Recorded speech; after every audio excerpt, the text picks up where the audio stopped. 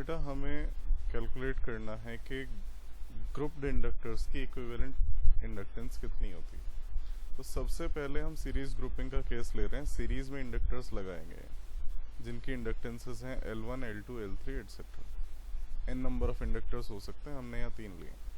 मान लेते हैं इसमें I करंट फ्लो हो रहा है। तो सीरीज में जितने भी डिवाइसेस होते हैं सभी में सेम करंट फ्लो होता है। तो इस कंडक्टर में भी करंट I होगा, इस इंडक्टर में भी I होगा, इस वाले इंडक्टर में भी I होगा और इस वाले इंडक्टर में भी I होगा करंट। अब तीनों से एसोसिएटेड जो मैग्नेटिक फ्लक्स होगा वो किसके इक्वल होगा? φ1 will be equal to L1I, φ2 will be equal to L2I and φ3 will be equal to L3I, क्योंकि करंट तो तीनों में सेम ही है। तो टोटल फ्लक्स जो लिंक होगा पूरे सिस्टम से, भाई पहले इंडक्टर से φ1, दूसरे से φ2, तीसरे से φ3, तो टोटल फ्लक्स लिंक जो होगा कंप्लीट सिस्टम से वो होगा phi equals to φ1 plus φ2 plus φ3। But total flux किसके इक्वल होना चाहिए? इक्विवेलेंट इंडक्टेंस LS से डिनोट कर रहा हूं मैं, L in series into current in the circuit equals to φ1 की वैल्यू L1I, φ2 L2I, φ3 L3I। तो I दोनों साइड से कैंसिल हो जाता है, हमारे पास बचता है equivalent inductance in series. Equivalent inductance in series is L1 plus L2 plus L3। तो जैसे रेजिस्टेंसेस में किया जाता था एग्जैक्टली सेम वे में है, डायरेक्टली ऐड होंगे सीरीज में। अब देखते हैं अगर ये पैरेलल में कनेक्टेड हैं तब क्या होगा। से a number of inductors parallel में कनेक्टेड हैं। एक इंडक्टर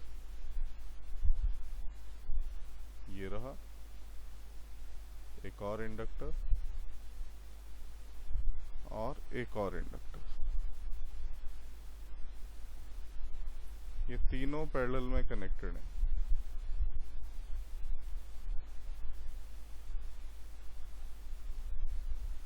यहां से करंट आया I, यहां चला जाएगा ये वापस। अब बेटा सीरीज में तो करंट सभी में सेम रहता है, पैरेलल में करंट स्प्लिट हो जाता है। मान लेते हैं ये इंडक्टर है L1, ये वाला L2, ये वाला L3। तो तीनों से अब अलग अलग करंट जाएगा। इसके अक्रॉस करंट होगा I1, इसके अक्रॉस I2 और इसके अक्रॉस I3। और हम किरचॉफ्स फर्स्ट लॉ से जानते हैं I किसके इक्वल होना चाहिए? I1 plus I2 plus I3।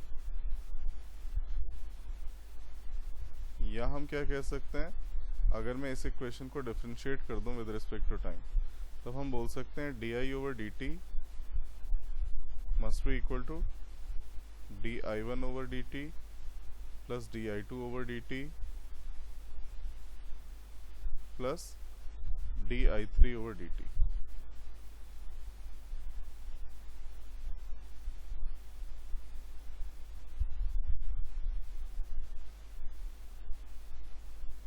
अब मैं इस पूरे एक्सप्रेशन में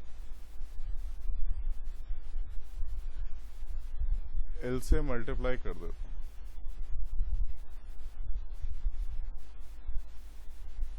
तो नहीं, L से मल्टीप्लाई नहीं करते हैं। di ओवर dt, हम डेफिनेशन वापस रिकॉल करते हैं। सेल्फ इंडक्टेंस की जो डेफिनेशन है वो क्या होती है? L equals to induced EMF divided by di over dt। तो यहाँ से मैं क्या कह सकता हूँ, di ओवर dt किसके इक्वल होगा? Induced EMF divided bye L। और क्योंकि ये तीनों इंडक्टर्स पैरेलल में है तो इनमें तीनों में पोटेंशियल डिफरेंस या EMF सेम रहेगा। तो तीनों के अक्रॉस पोटेंशियल डिफरेंस सेम।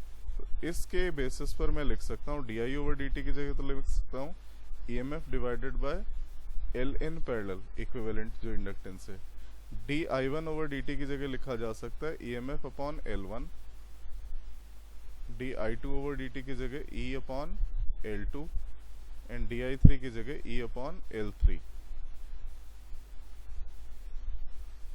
तो हमारे पास ये आ जाता है 1 अपॉन